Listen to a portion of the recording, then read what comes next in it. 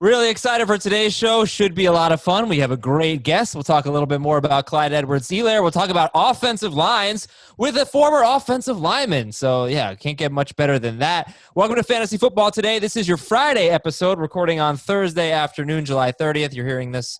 I think there are 31 days in July. Are there? Yeah, yes. all right. July 31st. Perfect. You knucklehead, yes. I'm Adam Azer, the knucklehead. Dave Richard and Heath Cummings are here. Where do you guys have Clyde Edwards-Helaire? Ben and Jamie are taking him as RB6. What about you? I'm with him. RB6 in PPR. I'll take him 7th overall in non-PPR.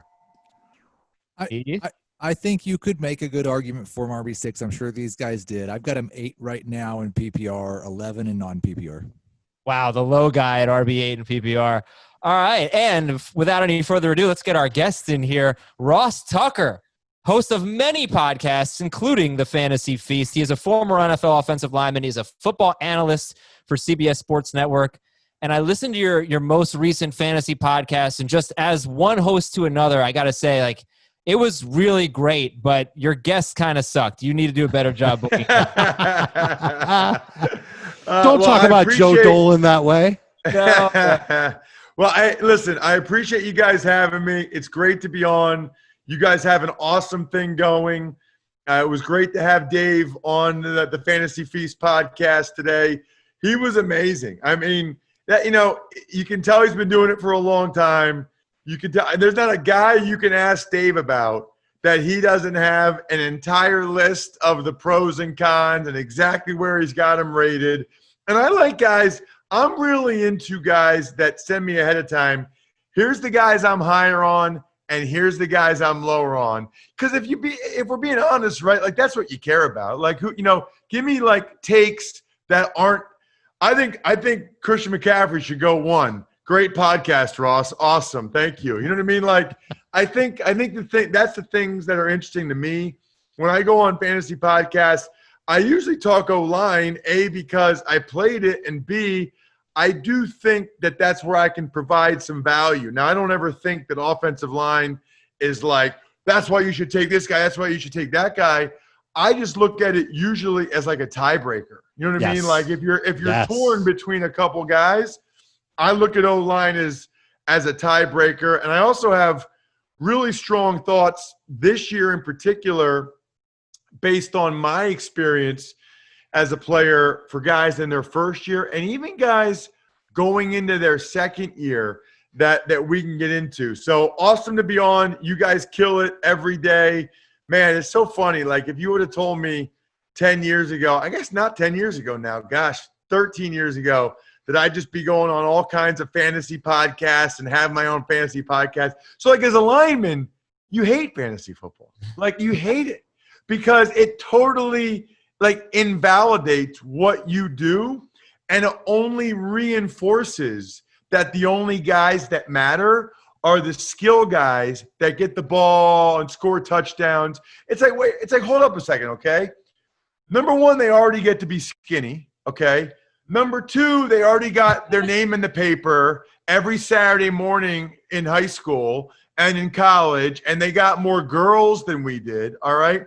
Number 3, what are we here? They're the ones to score the touchdowns, and they get all the – they don't sell our jerseys. They sell their jerseys. Fantasy football just reinforces all of the stuff, skill guy, skill guy, skill guy, and yet here I am talking about it when we know when you really win and lose, a lot of it does have to do with the linemen. So anyway, thank you for letting me vent.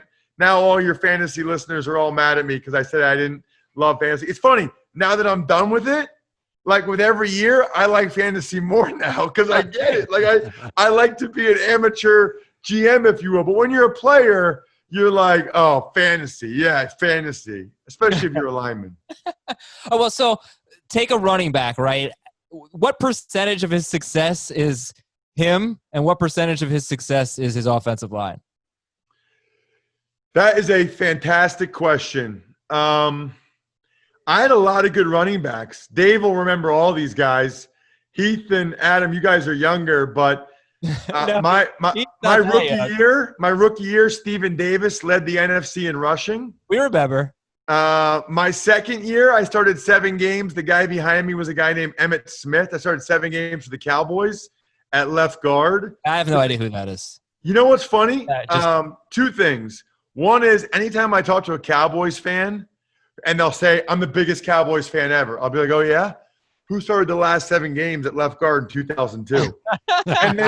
and they never know. They never know. I'm like, well, you can't be that big of a fan then. The thing that's funny about Emmitt that I say to people, and I don't remember what kind of fantasy guy. I mean, I'm guessing Dave, like in the 90s, he was a beast. Oh, yeah. He was the first like round when pick. fantasy pretty much first every started. year. But Yeah. the thing I tell people about Emmitt, so when I was there, it was his last year with the Cowboys. And I'm not kidding, guys.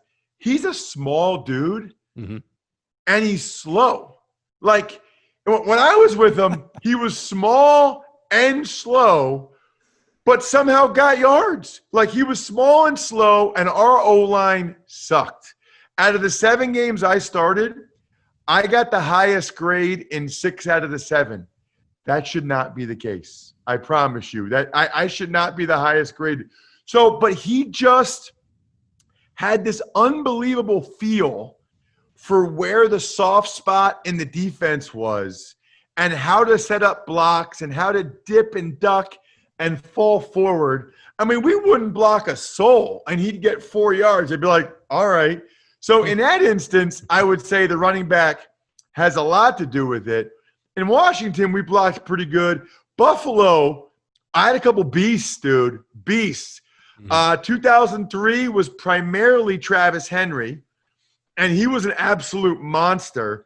I mean, we hit like 180 yards against the Jets with a cracked fibula in his leg, and we were like yelling at the Jets, like, you know, he's got a broken leg right now, and he just had another 20-yard run. Like, what are you guys even doing? And then in 2004, that was Willis McGahee's year. Yep. And that's the thing. That's the other thing that people are surprised by. People would be like, who do you prefer blocking for? McGahee, because I started 13 games in 2004. Who do you prefer blocking for, McGahee or Travis Henry? And I'm like, dude, you realize, like, when I'm in there, they're behind me in the huddle. I don't even know who's in. Mhm. Like, I don't know who the running back is till the end of the play if I go help them up or something. But those guys were both awesome. McGahee in particular had a lot of Emmitt Smith to him in that, like, he always fell forward, always got 3 to 5 yards, even when he probably should not have. And then 2007 with the Redskins, it was Clinton Portis, 5 and 6. 5 was Patriots, Corey Dillon. 6 was Patriots, so I got traded to Cleveland, Reuben Drones. I'd say on a scale of 1 to 10, I'd say the O-line, it's probably about 5 and 5. I'd say O-line is 6, running backs probably 4. Like, I think you'd rather have an awesome offensive line and average running back as opposed to an average offensive line and awesome running back. But I think reasonable minds might disagree there. I mean, if you have an awesome offensive line, no matter who you put in there, you're getting yards. That's it. That's right. Unless it's me, then, you know, you're not getting any yards with a bad player, but with a professional running back, yes. And we've seen it. There have been, you know, Alex Collins with the Ravens once upon a time really wasn't that great of a running back, but he was in a great spot with a really good offensive line. So, well, and to your like point, that all the time. Right, and to your point, and sometimes it's even system. Like, I was on the That's true sideline. too. I was on the sideline this year for the NFC Championship game, Packers-Niners. I've never seen – first of all, I don't think I've ever been in an NFL game where a team just ran over the other team like that. Secondly, Raheem Mostert. I mean, guys, I'm on the sideline, and Kurt Warner's in the booth. Every time he got the ball in the first half, it looked like he was going to score a touchdown. Like, it was like if the safety didn't make the tackle, he was gone. I mean, it was one of the craziest things I've ever seen. He looked like he was shot out of a cannon. And I'm sitting there thinking, like, Raheem Mostert is the greatest running back alive. And then you're like, okay, the dude's been cut 12 times by 10 teams. So that's kind of a loaded question, but a good one. You know, I just want to throw a stat out there. I think this was from ESPN. Mostert averaged 3.6 yards before contact. The only running back who averaged more yards before contact last year was Matt Breida. So system matters, offensive line certainly matters. You know, Dave, I want to make sure, because before we got on the air, Ross said something really interesting that I have to get to. He said he was going to pick apart Heath's rankings, and there's just no way I can wait anymore. We gave Ross some of our rankings. He looked through them. He has some call-outs for Heath Cummings. Let's get to it. What stood out to you? Well, so by the way, the rankings that Dave sent me are Jamie, Dave, and Heath. I don't have yours, Adam. So I could just slaughter Jamie because he's not even here to defend himself, which would be fun. But Heath, now I'll tell you this much, Heath, okay? I respect your rankings because they're not like chalk ADP rankings, and there's a decent amount of variance. Like, you have your own opinion. Jamie and Dave's rankings are like they copied off of each other. It's like Jamie and Dave's rankings are like when I was in college at Princeton, and I'd be like, okay, let me put Kamara number 4. What does Jamie have? Okay. Dalvin Cook 5. Okay, let me write that in. I mean, Dave, you're and Jamie are like, it's like you did it together. Heath at least has some originality. The problem is, Heath, it's garbage. It's not good, bro. I mean, in what world is Derrick Henry number 3? Let's just start with that. Okay, I love physical running backs. I love guys that pound. I was at I called the game for Westwood where they beat the Ravens. Like, I love Derrick Henry. But the third guy in fantasy football this year? Trash, yeah. I mean, Heath, explain yourself on your own show. It sounds like Dave sent you the non-PPR rankings, and that is the world where Derrick Henry is number 3, where catches don't count. I still think like the Titans had too much success last year to change what they're going to do. Derrick Henry's going to get 300 carries, going to run for 1,400 yards, and he's going to score double-digit touchdowns. That makes you – maybe he's number 4 or 5, but that makes you a top 5 running back if catches don't count. Well, but yards in the passing game still they do count. That's correct. And I didn't know this was non-PPR. So that helps you a little bit. Still no. I mean, still no. You still can't put him ahead of Zeke. Like, that I don't understand. Yeah, that's wild, Heath. That's wild, man. And the other thing is, Heath, like, they lost Jack Conklin. That's a big loss in my mind at right tackle. The other thing is, I love Derrick Henry's style, but he just got his contract now. And there's not a really good track record of guys with his style lasting all that long. Now, maybe this is the next year that he's still here's what I'll say to you, Heath. If he has 300 carries and 1,400 yards this year, I will fade him in any fantasy and betting way you can possibly fade a human being next season in 2021. With his size and his battering ram style, those guys just don't last long. I mean, we love watching Christian Okoye and Barry Foster and all these guys, but like every time NFL dudes bounce off of you, it looks sweet when they bounce off of you, but that still hurts you. That's still bad for your body. So I just wonder if he can keep up that pace, and if they can keep having the lead like they did in those games so he gets those carries. Because if they're not, you know, they're going to have to throw it more. He doesn't give you very much in the passing game. So I would have Derrick Henry lower. I don't have rankings. I have O-line rankings, but I would have Derrick Henry lower for sure. There's no chance I'd have him ahead of Zeke, Kamara, and Dalvin Cook. Ross, is it your experience that football players, they're working hard to get paid, and then once they get that huge contract, they just take their foot off the gas? I wouldn't say that. I would just say it's a really tough sport. Like, I mean, it is a physical grind. I tore my right MCL twice, broke my left hand, herniated disc in my back in Buffalo, L4, L5, L5S1, discectomy, laminotomy, foraminotomy, had a surgery. My career ended I herniated my C5 and C6 in my neck against the Ravens, bruised my spinal cord. And I said to the doctor, I'm like, what do you think? And he's like, I think you're 28. You went to Princeton. You have a bruised spinal cord. You should get a real job. I was like, okay, I will. Fantasy football analyst, so you obviously I haven't seen that guy in a while, but I want to. I mean, I was 28, right? Now I'm 41, but I want to be like, still no real job, bro. Still no real job. I'm in my detached garage with my game balls behind me, just talking on podcasts, Ross Tucker football podcast, whatever, loving life. So I say this about D linemen a lot. I think there's some truth to it with running backs. I believe you have to dangle a carrot. The physical punishment and the effort needed at those positions is so significant that there's really not a good – I mean, think about Todd Gurley.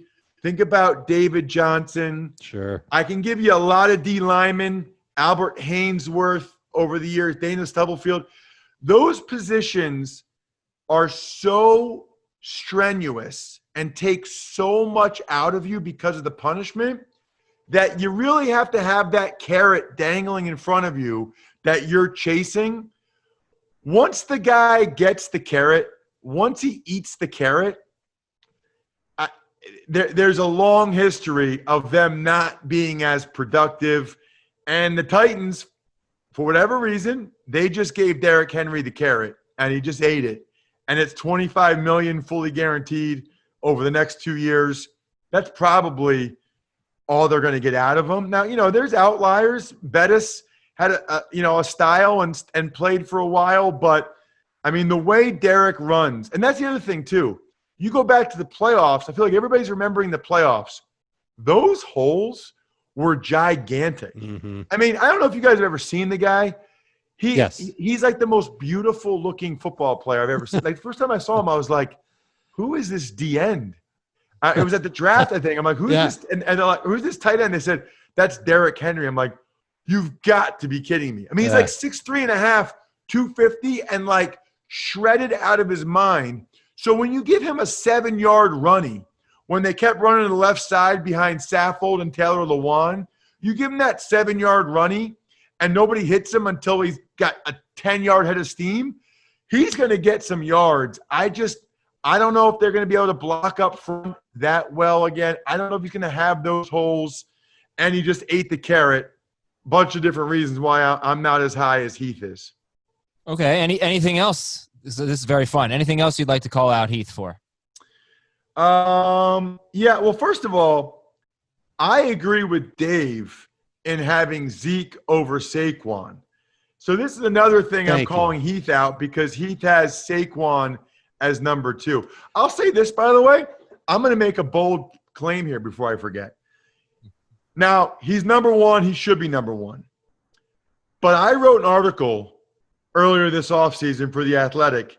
If you look at how many more snaps Christian McCaffrey had last year than any other running back, not just touches, I mean plays on the field, it's like he played 4 or 5 more games than most running backs. And the year before, he got a lot of touches too. So he's still young.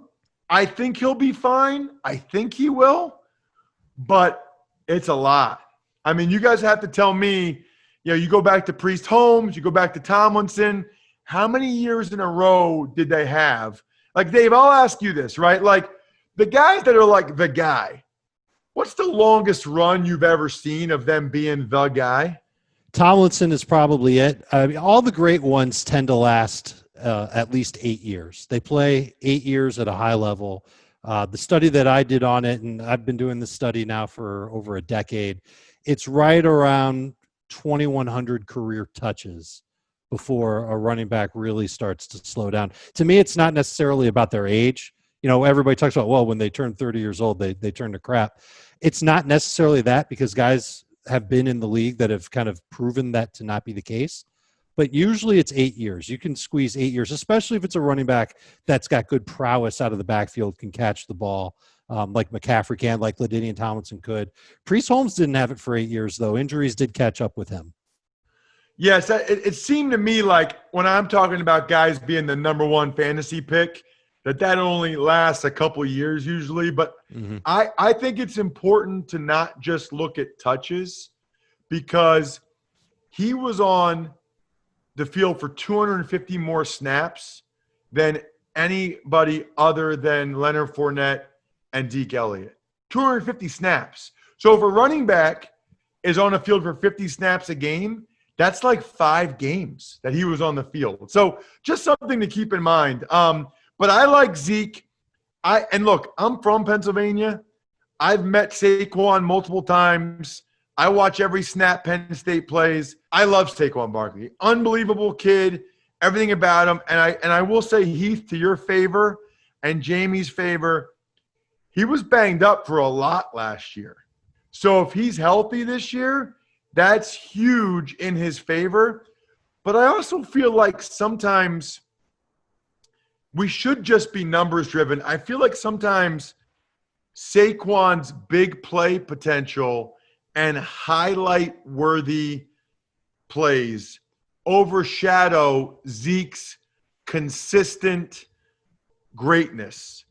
You know, Zeke doesn't have that many plays that make you drop, make your jaw drop. Whereas Saquon has like one a game.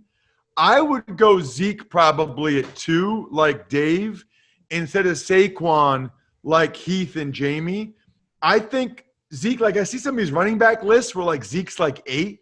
What are you talking about? I mean, it's almost like people are bored of Zeke and that his consistency doesn't excite people as much as some of the home runs some of these other guys can hit. So Zeke has averaged around a 90% success rate over his career in non-PPR fantasy leagues. So he's getting you at least double-digit fantasy points, non-PPR, 90% of the time. It's unheard of. That makes him an easy guy to go with over Saquon Barkley in non-PPR, and it's a lot closer in PPR. But this is what it comes down to for me, Ross. Would I rather have the running back that plays twice a year against the Cowboys or the running back that plays twice a year against the Giants? I keep telling you, the Giants have a better run defense. That's great, but the Cowboys are going to have the lead in that game, and they're going to be able to run the ball more. But Barkley's going to come off the field? No, the Cowboys can control the clock in those games, and Zeke will have a better chance to score touchdowns in every game for the Giants. Like, they've been bad for years. Barkley was the all the more reason to go with Zeke, who's just been been a little bit more consistent. Hey guys, Heath, get in there. Yeah, guys, we're trying to bash Heath here. Okay, let's remember what the theme is. So Heath, Miles Sanders at 13. Have you seen him play football? Oh, yeah, that's a good one. Yeah. Did you watch the second half of last year? Adam is loving this. Have you seen the other running backs that the Eagles have right now? Their backup running back is Boston Scott. I happen to like Boston Scott. But Miles Sanders he's going to be Brian Westbrook for the Eagles this year. To have him at 13 is a little bit of a head scratcher for me. I'll let you talk to that. Then I got some Chiefs ones for you, but Miles Sanders, go. Yeah, I would just say Doug Peterson, he might stick for a full season with a feature back. A lot of what we saw last year, even when Sanders took off, Boston Scott was still getting 9 touches a game. They've done that with Corey Clement. They've done it with Wendell Smallwood. There's always some other back there getting 7 to 8, 9, 10 touches a game. It was okay last year because they didn't have any wide receivers. They threw 15 times a game to their running backs, and there were plenty of touches for Sanders to be a top 5 running back and Boston Scott to still be heavily involved. I think they'll have a couple of wide receivers this year. I'm not sure there's quite as many targets there. Sanders has top 5 upside, certainly, but there's just a little bit more risk than there are with the other guys in the top 12. Got it. So I think he's going to carry a heavy load. I think it'll be the closest they've been to like LaShawn McCoy's workload or Westbrook, certainly since Peterson's been there. And I think the receivers are better. We'll see what Jalen Reagor is able to do. We'll see what Deshaun Jackson does come back from injury. I don't know. I think Sanders is going to get a lot of usage. And I thought your Chiefs rankings were interesting. And I specifically wanted to ask you about Travis Kelce at 11. So what I do in a lot of my drafts, I tend to take Kelce or Kittle. I like having a stud tight end.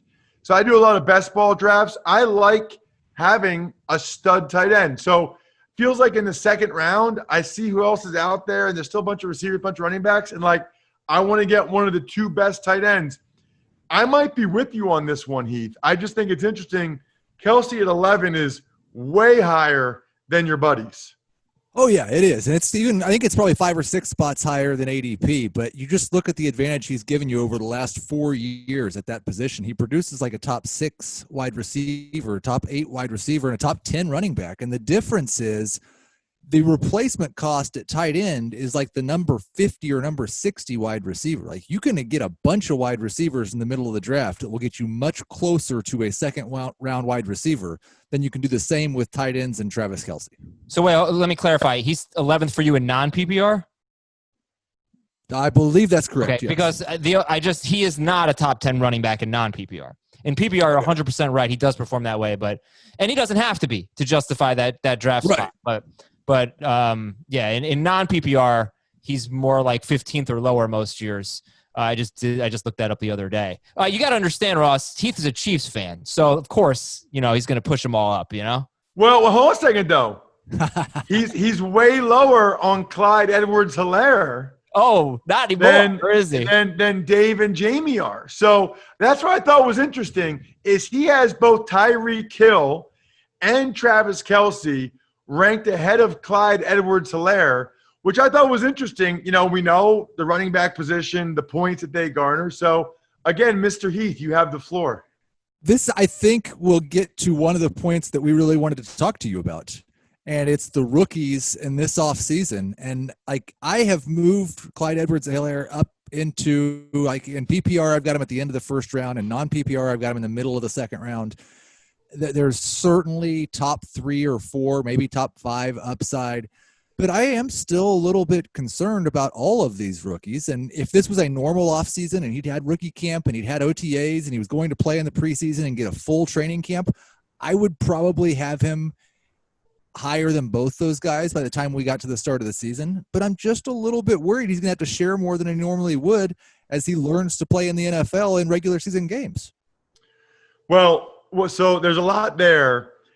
I would say in general, right, if you want a strategy or a philosophy for this season, and this is not like groundbreaking, I'll tell you the thing I think that people might find a little more interesting in a minute, but I would shy away from, again, these are usually just tiebreakers, if you will, kind of like we were talking about the offensive line before the show started. So these are more tiebreakers, but not loving teams with new offensive coordinators, new head coaches, new quarterbacks. I'm not loving rookies. I'm not loving, and this is the one that's a little bit different, I'm not loving second-year guys as much as I normally would. So this is a personal anecdote, but my first year, and I was an undrafted rookie, but I was kind of like, oh my gosh, this is crazy. There's Jeff George and there's Bruce Smith and Darrell Green, happy to make the team, right? Happy to make the team. When we came out for the second year, OTAs and minicamp, and I had a year under my belt and I lifted weights for 4 months and was ready, I took the field my second year I belong. I'm the baddest dude out here. Yeah, that's Bruce Smith. I'm going to go kill him, and I'm going to go kill LeVar Arrington. The mindset for me was so different from year 1 to year 2, and I don't know if these guys will be impacted by not building up that confidence more in year 2 in the offseason. So I would say when in doubt, stay away from the rookies, stay away from guys that have new quarterbacks, guys that are in new places, all that stuff, new offensive coordinators. But I would even say if it's a tiebreaker between a second-year guy and a fourth-year guy or sixth-year guy, I just wonder if some of these guys won't take as much of a second-year leap as they normally would have because of, the truncated offseason. Well, I think that's that points to one of the debates that we're going to have a lot over the next month.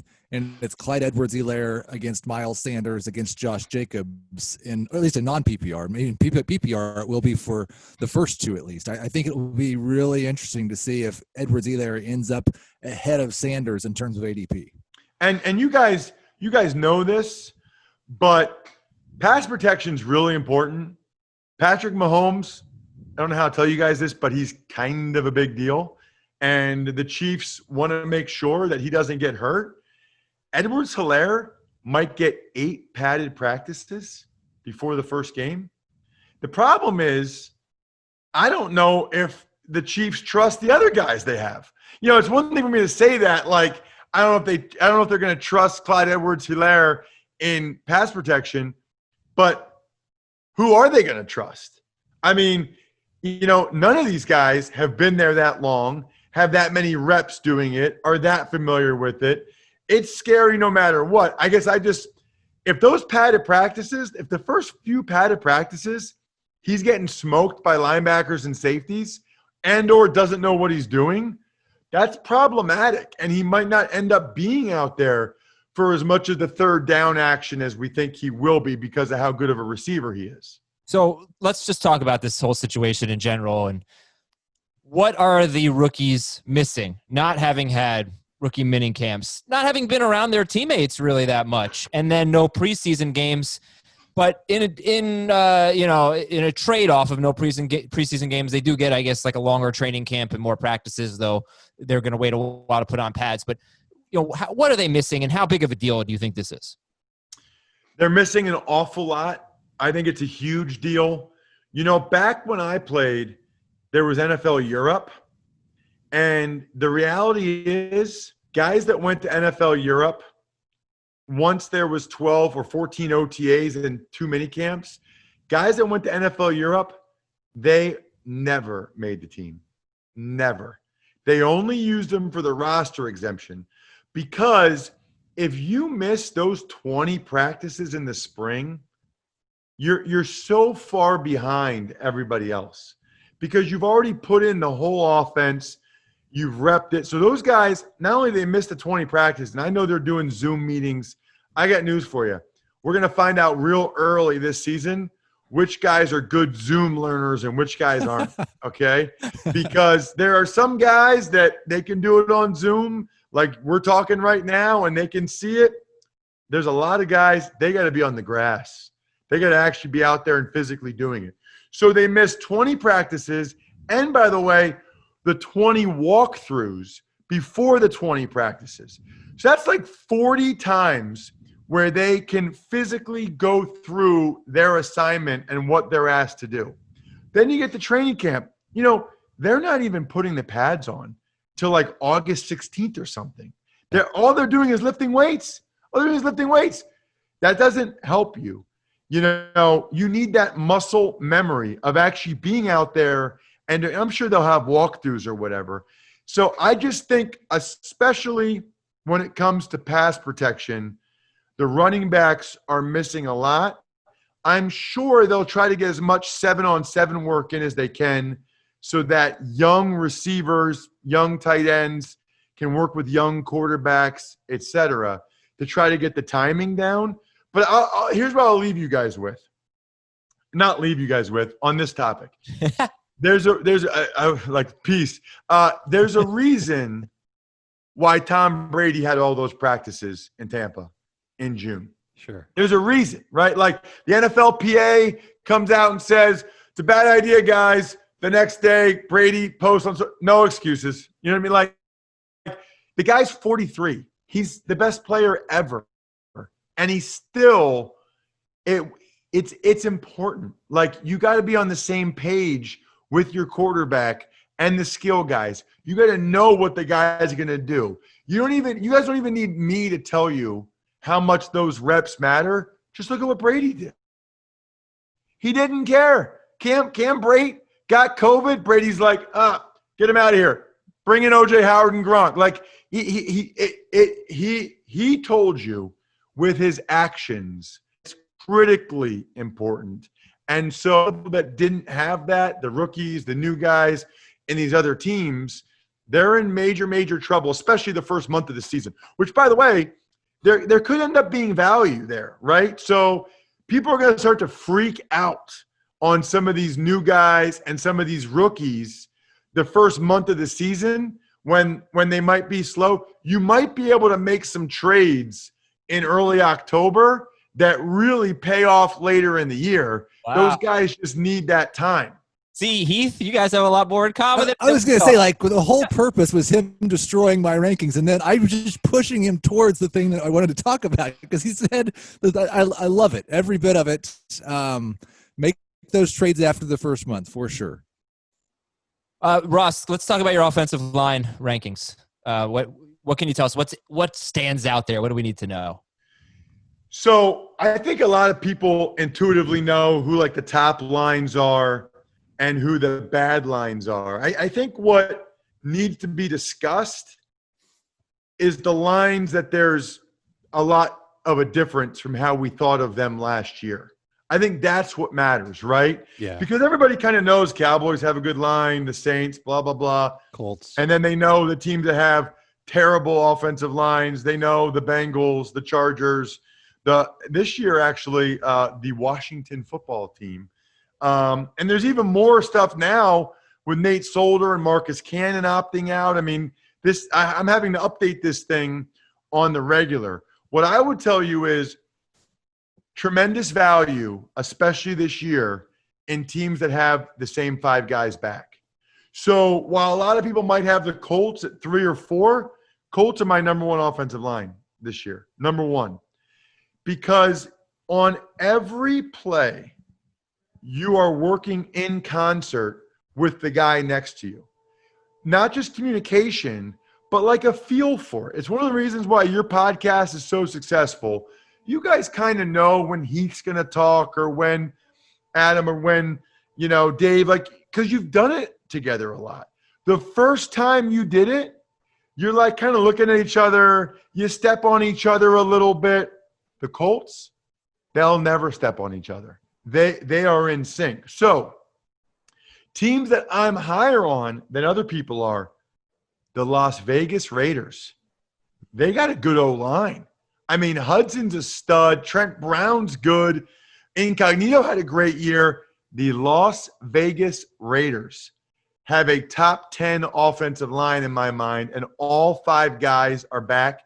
For whatever reason, you don't see that a lot of other places, but that's a big one for me. I also think that the Houston Texans, last year at this time, I had them number 32. They were kind of the butt of all the jokes, right? Then they traded for Laramie Tunsil, and it's like, okay, so now they're 1 good guy, 1 decent guy, and 3 terrible guys. Well, you know what? They kind of got better during the year. They kind of were okay. They had some young guys, like Max Sharping and Titus Howard out there playing and doing pretty well. Now, I still have them at 20, but they got the same 5 back. Last year, they were a negative. This year, they're neutral. Who knows? Maybe they'll even end up being a positive. Now, on the flip side, the Philadelphia Eagles had the best offensive line in football last year. I mean, they were – Lane Johnson's awesome. Kelce's awesome. Brandon Brooks was amazing. Sayamalo's pretty good. Peters was pretty good last year. This year, they have legitimate question marks at left tackle with Andre Dillard and with Jason Peters trying to move to right guard. Former teammate of mine, that's a big move. I've seen a lot of guys try to move from tackle to guard and fail miserably. So the Eagles go from being solidified at every spot to having 2 legitimate question marks. So that's another one to keep in mind. Those are the ones that really stand out to me. The Chiefs now have issues at both guards, left and right, because of Laurent Duvernay-Tardif going ahead and opting out. I love to try to sound cultured when I say that. Nailed it. When I do the pronunciation, you're just trying to fool everybody. But so not only do they have 2 guards, new guards, right? It messes with the communication on both sides. So the center and both tackles now have new guys working next to them. It doesn't sound like much, but it's the difference between both guys going up to the linebacker and leaving the nose tackle free to make a tackle on Clyde Edwards-Helaire in the backfield. So those are the ones that that probably stand out to me the most. Certainly the Jets and the Dolphins threw a lot of resources at it. I mean, they both like drafted and signed at least 5 O-linemen. So I like that. I like that they're investing in the position, but it's a lot of new faces and a lot of new bodies for having 8 to 12 practices before the first game. Okay, so could I ask about 2 offensive lines quickly just to see where they're ranked? First one is Cleveland, because they definitely addressed the offensive line. They had Conklin at right tackle, Jedrick Wills at left tackle. But I'm going to guess that you're not as high on them because they've got 2 new tackles, and that was a big problem spot last year, and maybe it'll take them a full year, maybe half a year, I don't know, you'll tell me, for them to really gel. And then the other offensive line that I had questions about is in Chicago, and where you have the Bears offensive line, because I think that line needs to be really good for David Montgomery to at least match what he did last year, if not beat what he did last year. So those 2 offensive lines. Yeah, good questions, Dave. I have the Cleveland Browns at 12. Most people have them in the top 10. But Jedrick Wills played right tackle at Alabama. Mm-hmm. Now you're having him play left tackle with 8 padded practices maybe before he's actually out there going against it. We'll see. I mean, I don't know how much he practiced in his left-handed stance this offseason, all those kind of things. Probably a lot. But you still need to go against guys in pads to really get that feel for it. And then we'll see how Conklin does. You know, Conklin has kind of been up and down in his career.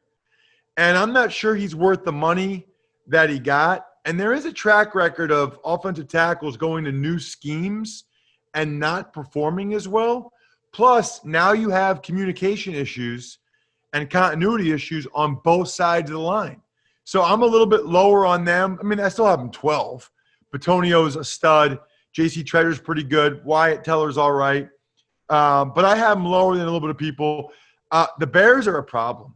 I mean, the Bears, first of all, I don't know why they got rid of Harry Heath. I thought he was a good offensive line coach. Yep. I don't know what Castillo will be able to get done there.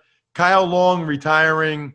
They're in a bad spot at right guard. I mean, Rashad Coward should not be starting. And their solution was to sign Jermaine Ifedi, who was a failure at right tackle in Seattle, and say, we'll put him at right guard.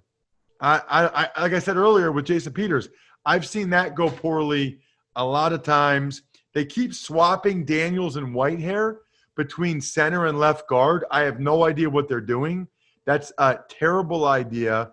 And I even thought the tackles both took steps back last year. So I don't know if I said the number, but I have them at 26. I don't think they're going to give you what you need for David Montgomery, Dave. All right, I got tell me if you agree with this. A little bit of a sleeper here. I know you like continuity. The Falcons, they drafted 2 rookies 2 drafts ago. They had some injuries last year at both guard spots. I'm hoping that those rookies from 2019 get better in 2020. Where do you have the Falcons? I have them at 17. I think you make a good point. It really is going to come down to the right side and those second-year guys. I mean, they took 2 guys in the first round last year in Chris Lindstrom and Caleb McGarry. Both of them had their issues, right? Like they both were in and out of the lineup with injuries. They never really got a chance to play together that much. I think it's fair to say they were both probably disappointing. That's why I had them at 17. They have the potential, though, Adam, to take a huge leap. Alex Mack is still a dude. Jake Matthews is solid. Carpenter at left guard's just kind of a guy. I wouldn't be surprised if Jamon Brown and maybe even Matt Hennessy, the rookie from Temple, try to push him at left guard. I don't know why they paid Carpenter as much as they did. But it really is going to come down to the growth of those second-year guys. Falcons took him in the first round for a reason. They could take a big jump in year 2 and make the Falcons a top 10 offensive line. I like that they have all 5 guys back. The issue is what I was saying earlier about second-year guys and the lack of practice time for McGarry and Lindstrom. Well, this has been a lot of fun. I mean, what an awesome show this was. Thank you so much for coming on, Ross. Great stuff. We appreciate it, man. Yeah, my pleasure. Thank you guys for having me. Anytime you want me to come on and bash Heath, I'm happy to do it. And you're totally right, Adam. I'm thankful that he came on the Fantasy Feast podcast today, but Dave has no idea what he's talking about. I mean, clearly I was the star of that show and carried the show. No, I'm telling you, Dave is good, man. I mean, that was unbelievable. I usually keep the show about 30 minutes, but Dave was, I mean, we went for 40 because Dave had all kinds of info, and I was intrigued by him not liking Aaron Jones, Odell Beckham Jr.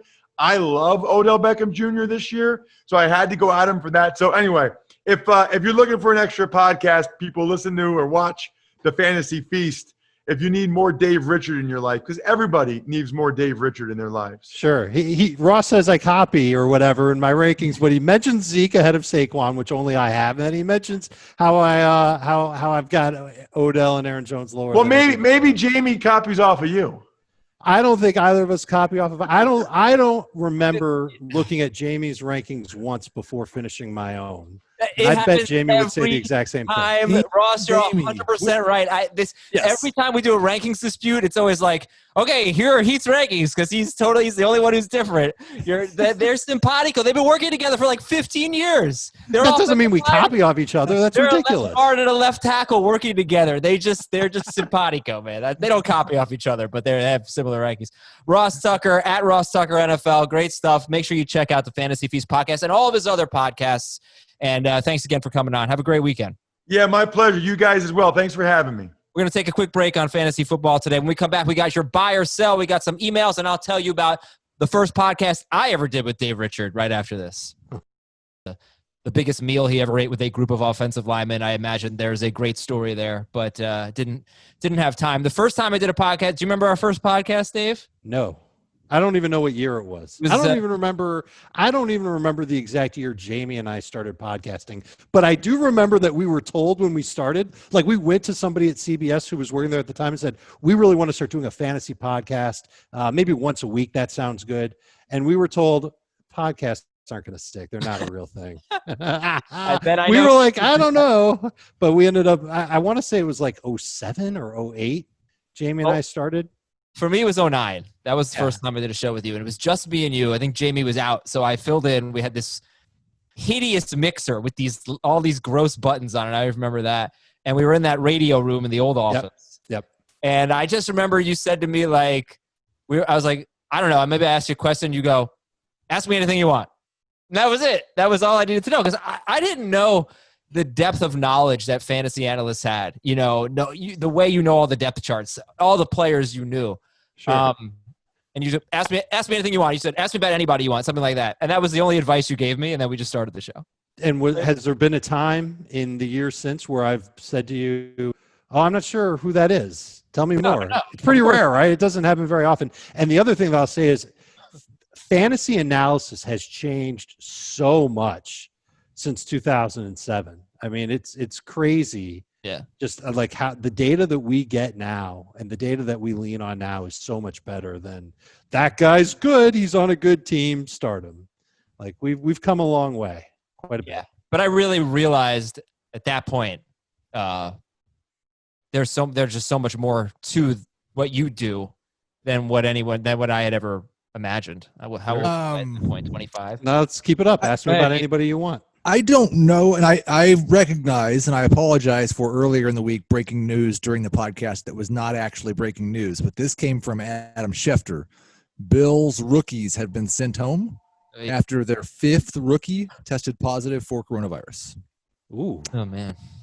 So that's not great, but if we were going to put a fantasy spin on that. Let me actually give you something to talk about here. No, I understand what you're saying. Look, every COVID conversation we're going to have is awkward. So it's just, we've been dealing with baseball, terrible. Right? We've been dealing with baseball. You have to talk about the fantasy analysis. I was drafting today. We did a draft today, 14-team PPR, and I realized that for me right now, the toughest thing in fantasy is which running back to take in the 4-5 swing, which is a little bit different in a 14-team league, obviously. But I had determined even before you told me this that Devin Singletary was, after Jonathan Taylor was off the board, Devin Singletary out of like David Montgomery, Devin Singletary, Tariq Cohen, Mark Ingram. Singletary was the one I wanted. before all this. So that's just everybody's going to have their personal preferences, but I like him a lot. Who's the running back that you guys look for? And you can include Cam Akers and DeAndre Swift in there as well. Who's the running back you guys look for in that range? Would it now be Singletary? Do you think he kind of pushes up toward the top of that group? I took Singletary in round 4 of the very draft you're talking about. So I would say Singletary. For me, it's Ronald Jones. He's right in that range. I'd rather have Jones than Singletary at this point. There's one other thing to remember. Sending the rookies home now may not necessarily crush their progress in learning the offense, because remember, they're not getting on the field in pads until mid-August. Like, I believe there's one team out there, I can't remember which one it was. It might have been the Bears or the Giants. They don't plan on having any meetings or anything with any of their players till like August 9th. And then another one does just the other team, whether it's the Bears or the Giants, they don't plan on doing anything team related until mid-August. So sending players home now, if it's only for, a couple of days, I don't think it really makes a difference. I believe the thing that was negotiated, though, with this whole thing was that players they have to pass a test and then be gone for a couple of days and then pass a test. Correct. And then they get a ramp-up period of 20 days where it's just weights and walkthroughs, because they wanted all the players to have enough time to do all the physical things before they had to go hit. Okay. I would presume their ramp-up period would start after they come back, and this is not part of their ramp-up period. I don't think the ramp-up period is a mandatory period that every player gets. I think the ramp-up period is just a general part of training camp that every team has. It's like if players show up for training camp, they pass the physical. That's not my understanding at all. But okay, well then maybe I'm wrong, and we need to look into it. I could be too. I say anything else. No, okay, let's table it till next podcast. Absolutely, we'll know more. Okay. All right, so we'll follow all these developments. There might even be a bonus pod that breaks over the weekend. We'll keep you posted. Let's finish the show with some buy or sell. See if we have time for emails. I really want to get to emails, so let's go quickly on these. Give me a little bit of analysis. Buy or sell, Joe Burrow can be a top 8 quarterback. It's from Robert Thomas. Joe Burrow can be top 8 this year. Not this year. Sell. Buy, and as in could, because that was the word he was used. Yeah. Okay. Give me the percentage chance that it happens, Heath. 25. From Texas Bruin 67. Carson Wentz will finish as a top 5 quarterback. I'm going to sell that as well. I think it's like a 60% chance he does not. 40% chance he does, but that means sell. I'm going to buy it. I've got him ranked 7th. Probably 2 of the guys in front of him won't play 16 games. So if he plays 16 games, he will finish as a top 5 quarterback. Will he play 16 games? If he plays 16 games, he will. Carson Wentz. Okay, if he plays. Fantasy football egg, which sounds delicious. Brashad Perryman was the number 3 wide receiver in the last 5 weeks of the year. Buy or sell that he has sneaky upside, Brashad Perryman. I'll buy it. I like getting him real late in deeper drafts. Yeah, I'll buy it. Buy or sell from Danny Perez. Adam Thielen will be a top 5 wide receiver. Sell. I think I have to buy it. Ooh. I said earlier in the week, like when I changed the Vikings pass volume just a little bit, Thielen moved up to 7th in my PPR rankings. Wow. So now you're going to move him up 2 more spots? Get him in that top 5? It's close enough. Whatever. Yeah. Yeah. This one's from Dylan. Buy or sell. Ingram and Dobbins will both be top 24 backs. Sell. There's a part of me that really would love to say buy for that, but I'm going to sell. I think it's too hard for both of them to do it. It's more likely that neither of them do. That's probably maybe. No, I don't agree with that. I don't agree. Touchdowns. It's just all right. Whatever. All right, Ricky Smith. Buy or sell. There will be a receiver worth having from the Ravens that isn't Mark Andrews or Hollywood Brown. Sell. From Zachary Roth, buy or sell. Ryan Tannehill will finish as a top 15 player, a top 15 quarterback in 6-point per passing touchdown leagues. And DJ Chark will finish top 15 in PPR. And Melvin Gordon will finish top 15 in PPR. Sell, buy. Yeah, what Heath said. From Rick, buy or sell. Brandon Ayuk leads rookie wide receivers in catches. Sell. Sell, but it's not crazy. It's not crazy. All right. Emails at fantasyfootball@cbsi.com. From Joey C. from Viva Las Vegas, longtime listener. Yeah. How do you guys feel about Austin Hooper this year on the Browns? Wah, wah, wah. I don't share that sound. I think he can be okay as a low-end starter. I think he's going to get a lot of touchdowns this year. Yeah, I want to clarify. No reaction to that, Heath. I just backed you up with the actual. That was good. But Dave said he disagreed with me and then said he could be a low end starter. And I would just say, like, Austin Hooper's been a top 5 or 6 tight end the last 2 years. I agree. If he stays healthy this year, he'll probably finish 11th or 12th. That's just, in my opinion, wah, wah, wah. No, see, I would imagine that wah, wah, wah. Yeah, that sound means like you're going to be out of the top 15. You're going to suck eggs. You're going to be horrible. And people are going to laugh at you. And they're going to laugh at the people who draft Austin Hooper. That's what that sound means to me. I think he's going to be more like, than wah, wah, wah, wah. All right, next email. I'm having fun. Luis Ramirez from Houston. Hey, cheapies, DJ Milk, Big Kane 1 or 2. We don't talk about cheapies anymore. On the podcast, cheapies isn't part of it. You guys always refer to NFC ADP as a benchmark. I looked it up, and that's the National Football Championship, a high-stakes fantasy football website / community. Are you doing that to see what the industry is trending towards? Would you recommend for us fantasy players to pay close attention to this, along with following our favorite fantasy experts? What would be the recommendation aside from picking the players that you believe in and using this NFC ADP?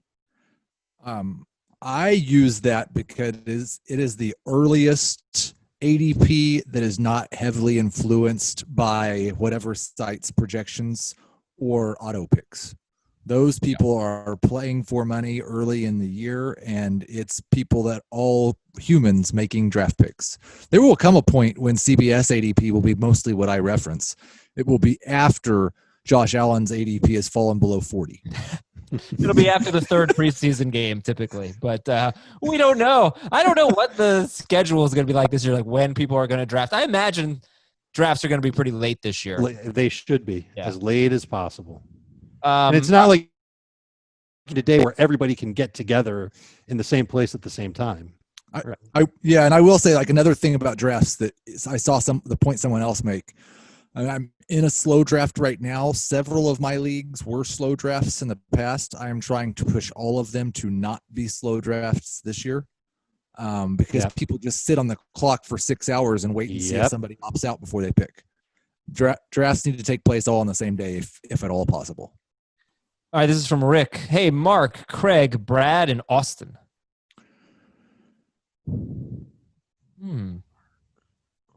I feel like this is so gettable. Mark, Craig, Brad, and Austin. I feel like Cleveland Cavaliers.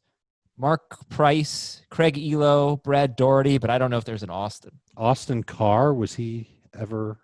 He played for like 17 teams, so it could be. Yeah, he might have been on the Cavs. What about the could also be Jets, right?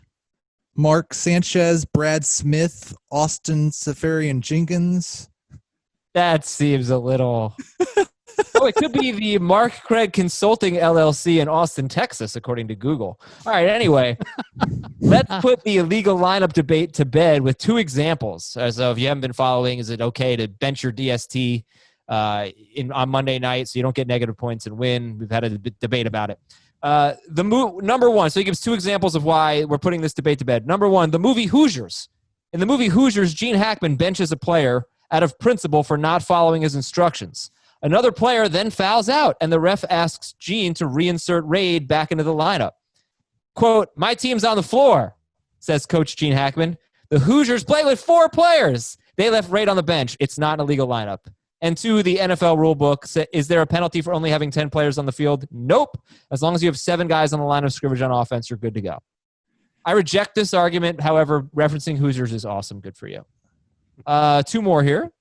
Matt from a Chicagoland suburb. Darien, Illinois.